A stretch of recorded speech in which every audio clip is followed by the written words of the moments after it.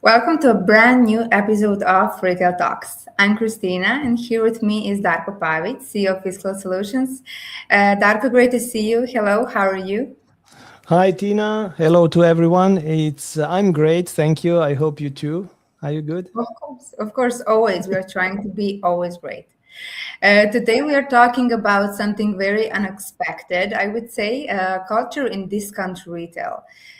Traditionally, discount retail has been very clear, low prices and efficiency, but Aldi seems to be changing that story completely with things like famous Aldi Blue Bag, ALDImania, Aldiletten, and now blind boxes in the US. Did I miss something?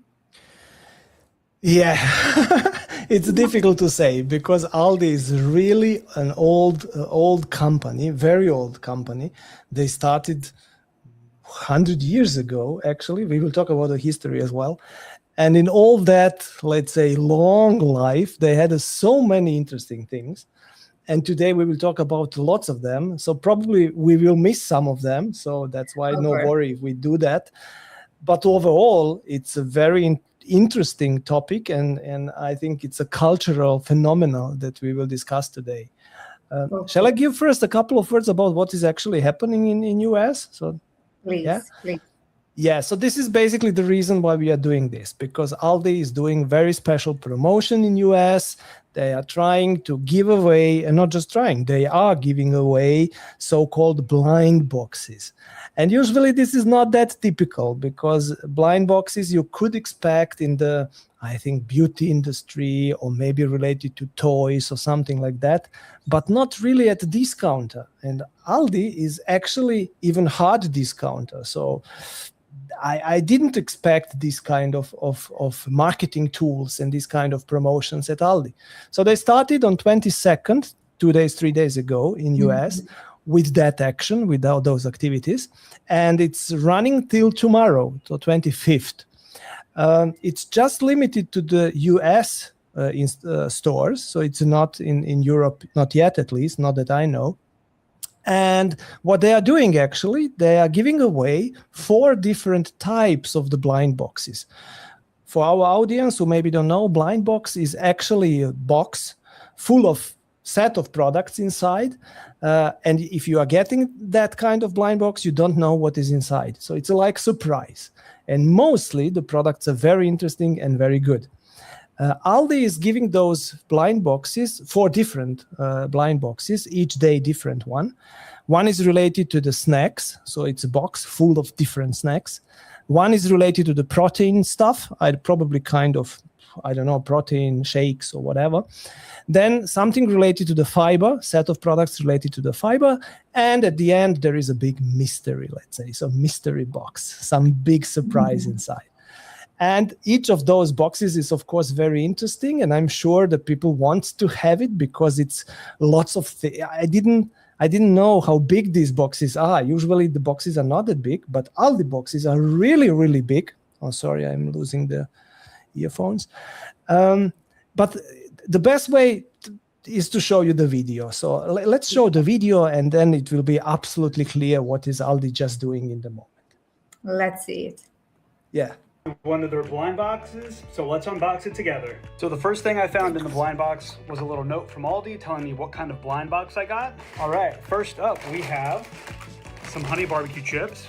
Next up we've got some more chips. These are some blue corn tortilla chips, some pretzel slims, some chocolate chip cookie thins, some coconut clusters, and last but not least we have some sourdough pita chips. So the fun thing about this blind box is that there's actually a second box at the bottom of the bigger box. First, we have some hot honey pepperoni dip, some organic strawberries, some dill pickle hummus, some original feta dip, some cranberry white cheddar cheese, some organic mini cucumbers, some Italian salami, some Dubai-style pistachio spread, and last but certainly not least, we have some goat milk cheese. You can go online to ALDIblindbox.com and they're going to give away 100 of these boxes for free each day beginning June 22nd through June 25th. Unbelievable how big that box is. Did you see that? It's a huge, honestly, and for free. Everything is for free. I mean, why would a discount retailer, whose core promises is simplicity and the price, start investing in such a thing?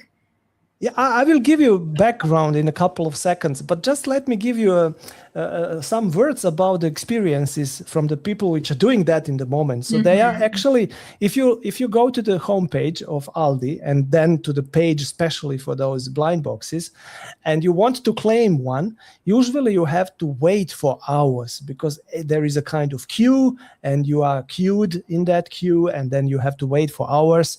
And if you are lucky, you will get one. So I'm totally sure those blind boxes will go just like that. So it's a huge topic here in the moment.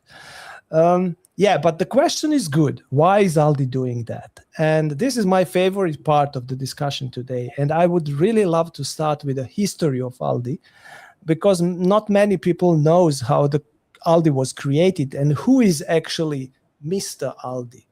But there is no Mr. Aldi. There is a Miss Aldi. And this is very interesting. So the lady who created the Aldi was actually Anna Albrecht. And she did that in 1913. Guys, more than 115 years already, almost 115 years. So it's a quite old company started by the lady called Anna Albrecht. And Anna had two sons, Theo and Karl. And those two sons took the business and created out of that business discounter chain with 13,000 stores. As Anna started, she started in Germany, in the city called Essen. And nowadays, Aldi is all around the world. So 13,000 stores, it's a quite lot. The strategy was always very simple. Just to stock the things that they can sell, nothing else. And if they are selling the things, then just for the prices which are smaller than at competitors.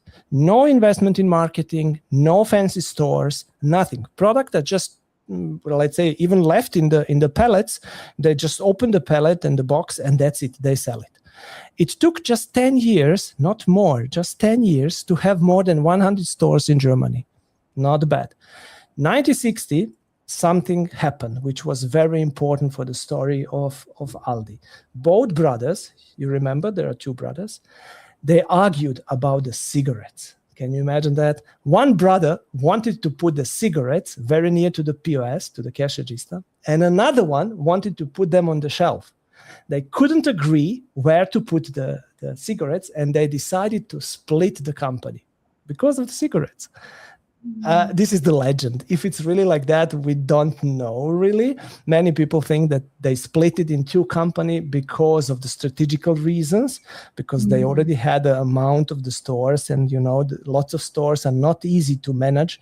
So to make it more manageable, they separated. One company is called Aldi Nord. Aldi Nord means north part of the Germany, Nord. And the second part of the company was named Aldi Süd. Süd means south. And there is a geographical line in the Germany, which is separating these two areas, Aldi Nord, and two companies, Aldi Nord and Aldi Süd.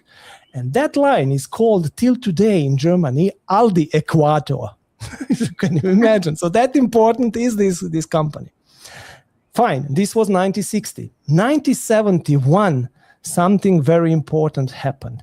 One of the brothers, Theo, and he was responsible for the north part of the company, was kidnapped. 17 days, he was kidnapped, and his family paid, let's say, around $2 million, let's say, to get him free 17 days later. So it was a terrible situation. After that family, Albrecht family, disappeared from the public, let's say. So till today, you cannot find the pictures, almost, there are a couple of them, but almost no picture, images or whatever from whomever, from member of the family Albrecht.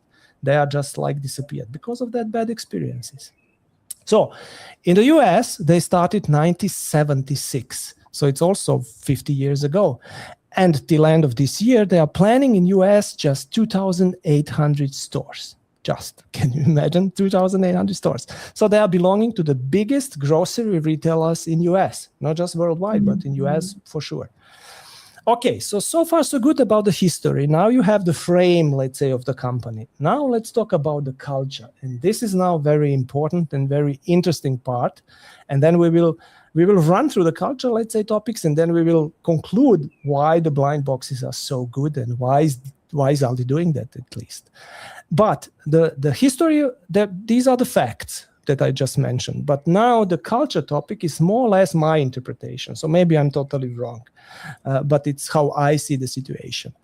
In 1970, Theo, who was the boss of the north part of the Aldi, decided to create a plastic bag. And for that, he commissioned German artist called Günther Frutrunk, yes. And that artist created very famous Aldi bag. And I have it here, yes. This is Aldi bag. I heard about Aldi bag, yeah. And also I heard that this bag is in the museum in Düsseldorf. This is unbelievable part of that. So in the art world, the people in the art world are telling actually that this is the most unknown artist because nobody knows who actually created that, but it was the commission job of abstract artists in Germany, and this was a quite good artist. So it was like a cheap and practical, very recognizable visual element that they created. But because the discounters are very cheap, or they are selling very cheap items, everybody in Germany was wearing this bag. And suddenly you had around the city millions of those bags. Everybody was carrying them, taking the items inside. And you knew immediately that the person who had this bag was actually at Aldi. This was more or less the positive way to create a symbol of the discounter. But there was also a negative part of that. If you are buying at that cheap retailer, this means you don't have so much money. And if you don't have so much money, maybe you don't feel so good. And maybe other people think, oh, he don't have enough money, he's a poor guy or whatever. So there was a kind of negative connotation, let's say, related to purchasing items in the cheap environment at the discounter. And that was all the way till 90s, that negative connotation. So people didn't want to really to show that they don't have money. In the early 90s, something strange happened, which actually created that culture that we are talking in a moment about. A kind of the meme movement happened. So the teenagers started wearing this bag with the books inside to schools, because they want to be like rebellions, you know. They wanted to show that they don't care about society, rich people and luxury and these kind of things. So they took the bag with the books, and that created a meme culture actually of the Aldi. And now the Aldi made a very smart move. Instead of fighting that movement, showing how good they are, how good the image is, they amplified it. And here is the story how they amplified it. I am actually from former Yugoslavia, and there are so many people from former Yugoslavia in Germany and from Russia and other areas. And we, as a people from former Yugoslavia, we love jogging suits. So if we are relaxing, we are wearing jogging suits. And Aldi recognized that. Aldi saw that there are so many people in the store wearing jogging suits. So the next topic was to sell jogging suits. So they started going with the flow, let's say. And as they saw, for example, that ex-Yugoslavian people love the plastic slippers, they started to sell the branded slippers, exactly those. So, and now these items are like collectibles. Everybody wants to have them because it's a part of the culture, part of the like a meme culture actually. And then they saw that, they recognized that, and then they created like lots of other fan-related products like socks, T-shirts, and so on and so on. So all that together created a little bit fun culture, of course, a little bit meme culture, but all of that gave actually face to discounting business, to discount retail. This is related to the items, but now I want to show you something. I call it big blind box. There is a special area in each and every Aldi store. In that area, you can find the products that you cannot find anywhere else on the market. So let me show you short the next video. I recorded it yesterday, by the way. This is that area.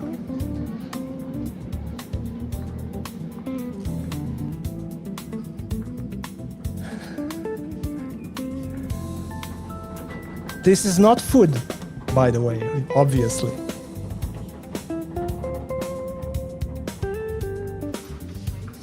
This is a bag again.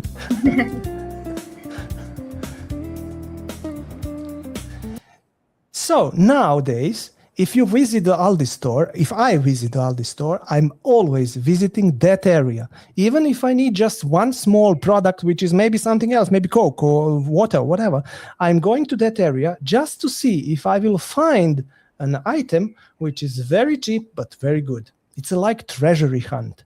So actually, this is nothing else than a blind box, big blind box. So that's why I'm totally not surprised that Aldi is doing that kind of blind box concept, because it's fitting perfectly in the culture, which is for years in the making. So they just move it online. That's it. Yeah, I agree with you totally. Thank you so much for all this, the story about the history, culture, everything. Do you like it? Did you know I like that story? A lot. Very interesting, and I didn't heard about this story so far about kidnapping and everything. I don't know where do you find these kind of things, but very interesting. So back in the theme about the blind box, I would say that it reminds me about the trend about connecting things like figures, and at that time with the Labubu trend. Why do you think this format works so well, specifically in a discount retail? Yeah, this is, from at least from my point of view, typical human psychology, let's say, because there are many different elements which are joined together in movement called blind boxes. What is inside? Let's think about that a little bit. So first you have surprise. People enjoy not to know exactly what is inside. You always find something that is very special, even if it's not. But that feeling, it's, surprise. Then scarcity. Maybe there is something inside with limited availability, and maybe I can earn lots of money. Maybe somebody wants to buy it. And there are cases where you earn lots of money because you get a product which is really not that available on the market. Then you have the collection logic. You want the blue one, the yellow one, the fiber one, and the protein one, and so on. And then you collect all four. So it's a human psychology to collect the things. Then you have a social proof. So if you buy the blind box, you open it, you show it, and this is like a proof. I did it. I found that treasury, that great products. And by that, you are discovering something. And at the end, you have the mystery issue. It's always interesting to have some kind of mystery in life. And the blind boxes are joining all these kind of things in one promotional marketing tool called blind boxes. And this is not new on the market. You have lots of different examples for that. You mentioned one, which is a very famous one, Labubu. I will touch that in a second. But there are others which are also very interesting and very famous. For example, in Japan, and especially in Asia, there are lots of similar things. Like in Japan, there is something called lucky bags. And I will try to pronounce now the Japanese words. Please do not laugh. Fukubukuro. Okay, Fukubukuro. So these are the lucky bags with products inside that Japanese retailers are selling around the new year. Nobody knows what is inside. And mostly the products inside are much more expensive than the bag itself. So that's why you know that if you get one of those bags, you get actually something very valuable for low prices. You have this kind of boxes in the beauty environment. We discussed that two weeks ago. So there is a kind of subscription-based blind box retailing in Germany and general in Western countries, where you subscribe to certain boxes, to certain type of the box, and then you get something like testing products, or something from the beauty world.